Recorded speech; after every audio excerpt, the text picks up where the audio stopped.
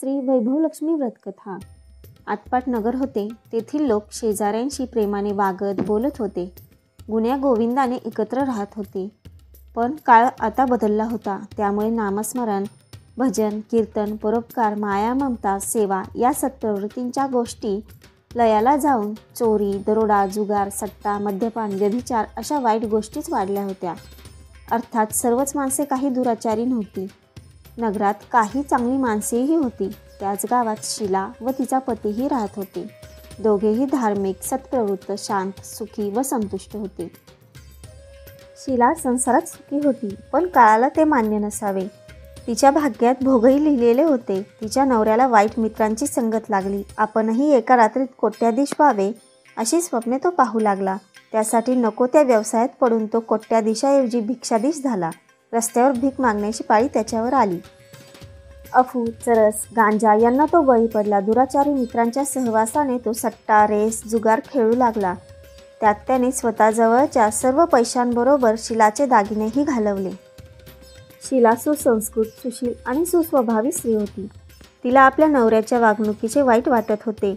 दुःखानंतर सुख येतेच हा सिद्धांत तिला माहीत असल्यामुळे हे सगळे हाल सहन करतानाही परमेश्वरावर श्रद्धा आणि विश्वास ठेवून ती ईश्वरभक्ती करीत होती.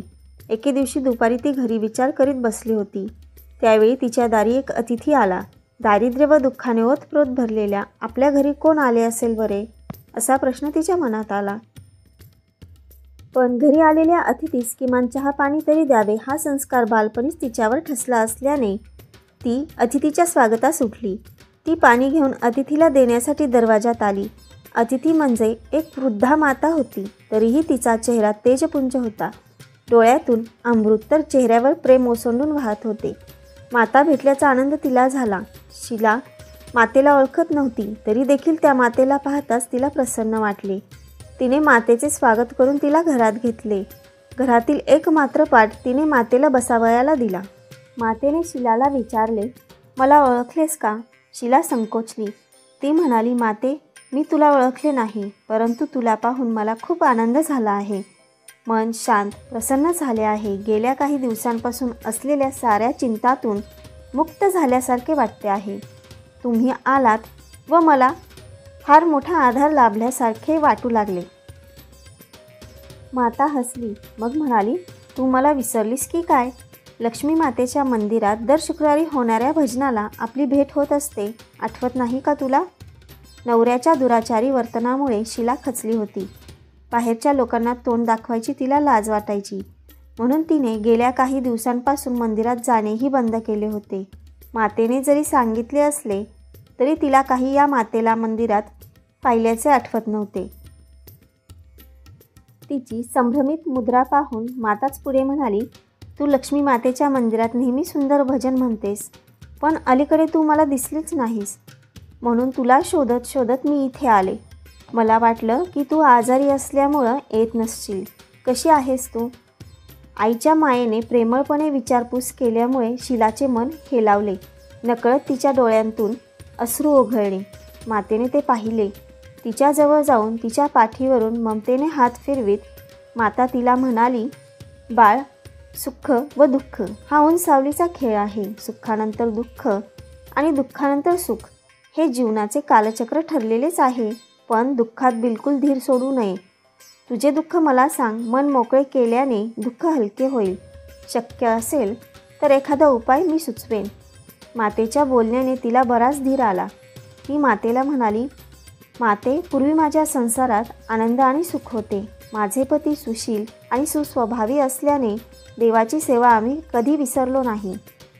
देवकृपेने आम्ही सुखी, समाधानी आणि श्रीमंत होतो. परंतु अचानक आमचे नशीब फिरले. आमच्यावर दैवाचा कोप झाला. माझे पती कुविचारी मित्रांच्या नादाने व्यसनाधीन झाले. पर्यायाने आमचा सर्वनाश झाला. आम्ही भिकारी झालो ग. माता म्हणाली, असं होय, समजले मला तुझे दुःख. तुला अगोदरच सांगितलं ना, सुख व दुःख एकमेकांवर अवलंबून असतात. प्रत्येकाच्या कर्माची गती वेगवेगळी असते. तू धीर सोडू नकोस. लक्ष्मी मातेचे व्रत कर. लक्ष्मी माता प्रेम, दया, करुणा, कृपा यांचा अवतार आहे. ती भक्तांच्या दुःखाचे निवारण करते. तिचे व्रत केले तर चांगलंच होईल. मातेचे बोलणे ऐकून शिलाचा चेहरा खुलला. ती म्हणाली, माते, हे व्रत करण्याची मला मनापासून इच्छा आहे, तरी तू कृपा करून हे व्रत कसे करावे ते सांग. शिलाच्या या बोलण्यामुळे मातेलाही खूप आनंद झाला. ती म्हणाली, या व्रताला वरलक्ष्मी व्रत तसेच श्री वैभवलक्ष्मी मातेचे संपूर्ण व्रत असेही म्हणतात. मनापासून हे व्रत करणाऱ्याच्या सर्व इच्छा अपेक्षा पूर्ण होतात. संतती, संपत्ती व सुख समाधान लाभते. हे व्रत अगदी सोपे आहे. हे व्रत चुकीच्या पद्धतीने करणाऱ्या लोकांना व्रताचे फळ मिळत नाही. व्रताचे फळ मिळवण्यासाठी ते नेहमी शास्त्रशुद्ध आणि विधीपूर्वकच करावे लागते. सोन्याच्या दागिन्यांची पूजा विधीपूर्वक करावी लागते. नुसते दागिन्यांना हळद कुंकू लावल्याने जर कोट्याधीश होता आले तर साऱ्यांनीच हळद कुंकू समर्पणाचा मार्ग धरला असता. हे व्रत प्रत्येक शुक्रवारी करावे. व्रत करणाऱ्याने सकाळी उठून स्नान करावे, स्वच्छ कपडे घालावे. स्नानानंतर अंथरूण, पादत्राणे, झाडू इत्यादी वस्तूंना स्पर्श करू नये. कोणाची निंदा करू नये. मनामध्ये जय श्री वैभवलक्ष्मी माता असा जप सतत करत राहावा. खोटे बोलू नये. सायंकाळी दिवाबत्ती करावी. देवापुढे नंदादीप लावावा. हातपाय स्वच्छ धुवून एका पाटावर पूर्वेकडे तोंड करून बसावे. आपल्यासमोर आणखी एक स्वच्छ पाट ठेवावा. त्या पाटावर नवा कोरा लाल रुमाला अंथरावा. रुमालावर तांदळाची छोटीशी रास काढावी. त्या राशीवर तांब्याचा गडवा म्हणजेच तांब्या पाण्याने भरून ठेवावा. गडव्यावर एका वाटीमध्ये थोडे तांदूळ घालून सोन्याचा एखादा दागिना ठेवावा. तो दागिना नसेल तर चांदीचा दागिना किंवा वस्तू ठेवावी. चांदीची एखादी वस्तूही नसेल तर 1 रुपयाचे नाणे ठेवावे. त्यानंतर उदबत्ती व निरांजन लावावे. जय लक्ष्मी माता ही श्रीयंत्रानेच प्रसन्न होते, म्हणून वैभवलक्ष्मी मातेचे संपूर्ण व्रत करताना प्रथम श्रीयंत्राचे आणि मातेच्या विविध स्वरूपातील फोटोंचे मनोभावे दर्शन घ्यावे. त्यानंतर हात जोडून लक्ष्मीचे स्तवनपर श्लोक म्हणावा. वाटीतील दागिन्यांची हळद कुंकू लावून लाल फुले वाहून पूजा करावी. घरात गोड पदार्थ बनवून तो प्रसाद म्हणून ठेवावा. गोड पदार्थ बनविला नसेल तर साखर, गूळ, खडीसाखर यांपैकी काहीही चालते. नंतर आरती करावी. आरतीनंतर 11 वेळा मनपूर्वक जय श्री लक्ष्मी माता असा जप करावा. त्यानंतर आलेल्या भक्तांना प्रसाद वाटावा. पाठीतील दागिना अथवा रुपया काढून घ्यावा. गडव्यातील पाणी तुळशीत ओतावे. विधीत वापरलेले तांदूळ पक्ष्यांना टाकावेत. मातेचे व्रत अशा शास्त्रशुद्ध पद्धतीने केल्यास निश्चित यश मिळते. या व्रतामुळे दुःख, हालअपेष्टा संपतात. संतती प्राप्त होते. त्याचप्रमाणे सौभाग्यवतींचे सौभाग्य अखंड राहते. कुमारिकांच्या सर्व इच्छा पूर्ण होतात. मातेने सांगितलेल्या व्रताची शास्त्रशुद्ध पद्धत ऐकून शिलाला आनंद झाला. ती मातेला म्हणाली, माते, तू सांगितलेले हे व्रत मी याच पद्धतीने करेन, परंतु हे व्रत किती वेळा करावे, या व्रताचे उद्यापन कसे करावे हे ऐकण्यास मी उत्सुक आहे.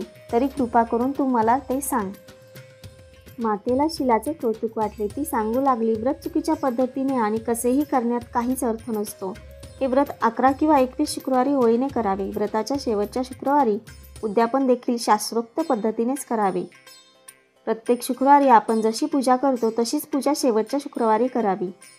उद्यापनाच्या दिवशी साखर भात किंवा खीर यांसारखा गोड पदार्थ प्रसादासाठी करावा. नंतर प्रसादाबरोबरच 7 किंवा 11 सुवासिनींना वा कुमारिकांना हळद कुंकू लावून श्री वैभवलक्ष्मी माता व्रताची एक पुस्तिका भेट म्हणून द्यावी. सर्वात शेवटी श्री लक्ष्मी मातेच्या फोटोला वंदन करून, हे माते, मी मनपूर्वक तुझे व्रत केले आहे. आम्हा सर्वांचे कल्याण कर. माझ्या सर्व चांगल्या इच्छा पूर्ण कर. गरिबांना संपत्ती, निपुत्रिकांना पुत्र दे. सौभाग्याचे कायम रक्षण कर. कुमारिकांच्या इच्छा पूर्ण कर. हे व्रत करणाऱ्या सर्वांना सुखी व समाधानी ठेव, अशी मनोभावे प्रार्थना करावी. त्यानंतर पुन्हा एकदा मातेच्या धनलक्ष्मी स्वरूपाला श्रद्धापूर्वक नमस्कार करून मातेचा आशीर्वाद घ्यावा. मातेच्या तोंडून लक्ष्मी मातेच्या व्रताची कथा ऐकल्यानंतर क्षणभर शिलाने डोळे मिटले आणि मनामध्ये मातेने सांगितल्याप्रमाणे मी लक्ष्मी मातेचे शास्त्रोक्त पद्धतीने 21 शुक्रवार व्रत आणि यथासांग उद्यापनही करेन असा निश्चय केला. या निश्चयानंतर तिने जेव्हा डोळे उघडले तेव्हा समोर माता नव्हती. तिला आश्चर्य वाटले. तिने आजूबाजूला शोध घेतला, पण तिला माता दिसली नाही. त्यामुळे ती माता खरोखर लक्ष्मी माताच होती याबद्दल शिलाची खात्री झाली. शिला स्वतः लक्ष्मी मातेची भक्त असल्यामुळे अडचणीच्या प्रसंगी तिला मार्ग दाखवायला माता समक्ष आली होती. 2 दिवसांनंतर शुक्रवार आला. शीला सकाळी लवकर उठली, आंघोळ केली. मग तिने श्रद्धायुक्त अंतकरणाने जय श्री लक्ष्मी माता असा जप सुरू केला.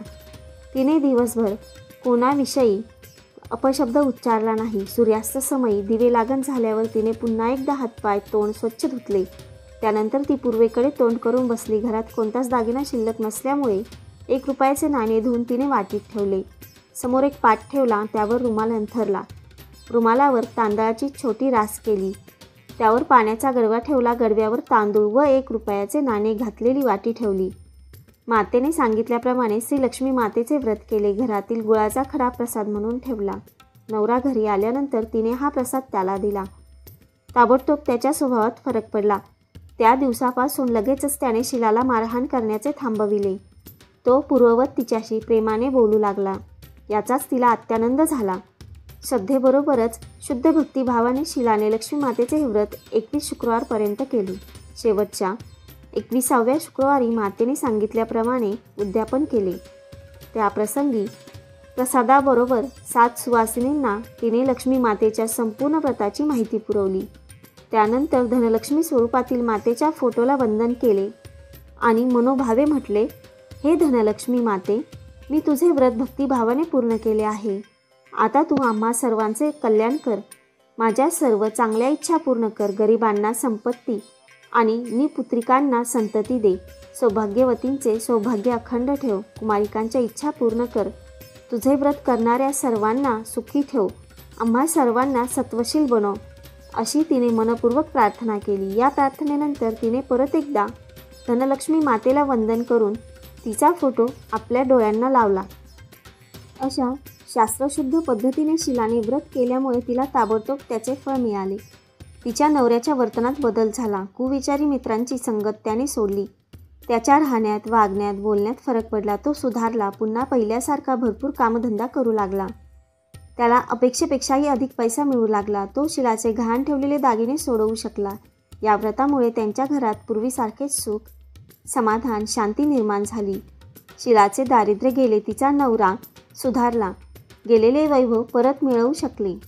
हे तिच्या शेजारी पाजारी राहणाऱ्या स्त्रिया पाहत होत्या. त्यांनीही हे व्रत करण्याची आपली इच्छा शीलाला सांगितली. शीलानेही सर्व व्रतविधी सांगितला.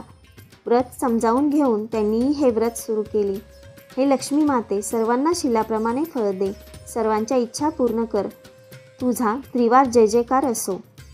वैभव लक्ष्मी व्रत कधी करावे? शुक्रवारीच हे व्रत करण्यास सुरुवात करावी. आपण 11 शुक्रवार किंवा 21 शुक्रवार हे व्रत करणार आहे हे मनाशी संकल्प करून ठेवावे. 21पेक्षाही जास्त शुक्रवार करता येईल. उद्यापनानंतर पुन्हा संकल्प करून वैभव लक्ष्मीचे व्रत करता येते. अधिक मासात व्रताची सुरुवात किंवा उद्यापन सुरू करू नये. कोणत्याही महिन्याच्या शुक्ल पक्षातील शुक्रवारपासून वैभव लक्ष्मी व्रत सुरू करणे शुभ मानले जाते. पण अधिक मास उपवास किंवा उद्यान सुरू करू नये. वैभव लक्ष्मी व्रत सुरू केल्यानंतर बाहेरगावी जावे लागले तर व्रत सुरू केल्यानंतर नेमके शुक्रवारी बाहेरगावी जावे लागले, प्रवास करणे गरजेचे असल्यास तो शुक्रवार सोडून द्यावा. त्या दिवशी मनापासून नामस्मरण करावे व पुढील शुक्रवारी व्रत करावे. आपण एकूण जेवढ्या शुक्रवारी पूजेचा संकल्प केला आहे तेवढे मात्र पूर्ण करावेत. वैभव लक्ष्मी व्रताच्या दिवशी शुक्रवारी मासिक पाळीची अडचण स्त्रियांचे बाबतीत आल्यास काय करावे? व्रताच्या दिवशी शुक्रवारी मासिक पाळीची अडचण स्त्रियांचे बाबतीत आल्यास तो शुक्रवार सोडून द्यावा व नंतरचे शुक्रवारी व्रत करावे. संकल्प केलेल्या शुक्रवारची संख्या पुरी करावी. वैभव लक्ष्मी व्रत सुरू केल्यानंतर सुतक आल्यास काय करावे? व्रत सुरू असताना सुतक असल्यास व्रत करू नये. सुतक संपल्यानंतरच्या शुक्रवारी व्रत करावे. संकल्प केलेली व्रताची संख्या लक्षात ठेवावी. वैभव लक्ष्मी व्रताचा उपवास करताना काय खावे? वैभव लक्ष्मी व्रत करताना व्रताच्या दिवशी म्हणजेच शुक्रवारी उपवास करावा. हा उपवास करताना उपाशी राहू नये. उपवासाचे पदार्थ खावे किंवा केळी, दूध इत्यादी फलाहार करावा. संध्याकाळच्या यावेळी पूजा झाल्यानंतर उपवास सोडावा. वैभव लक्ष्मी व्रताच्या वेळी मीठ खावे की नाही? वैभव लक्ष्मी व्रतात मिठाचा उपयोग करू नये. तब्येतीची किंवा शारीरिक समस्या असल्यास सैंधव मिठाचा उपयोग करावा.